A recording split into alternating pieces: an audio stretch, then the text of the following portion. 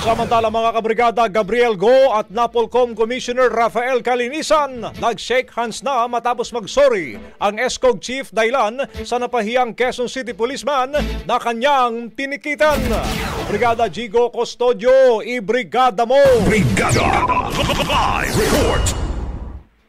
Formal nang humingi ng paumanhin si MMDA Special Operations Group Strike Force Head Gabriel Go matapos ang umano'y pamamahiya sa isang pulis sa kanilang clearing operation sa Quezon City. Ngayong araw, humarap si Go sa tanggapan ni National Police Commission Commissioner Rafael Calinisan.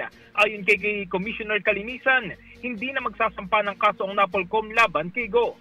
Sa panig naman ni Captain Eric Felipe, napatawad niya na raw si Go, gayunman tuloy ang pagsasampa niya ng kaso. Itinanggi naman ni Go ang aligasyon ng sexual abuse sa isang babaeng traffic enforcer na binanggit sa post ni Senator J.B. Ejercito.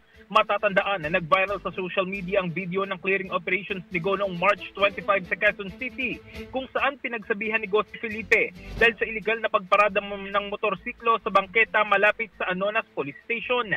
Makikita sa video na humingi ng paumanhin si Felipe, ngunit patuloy siyang pinagsabihan ni Go.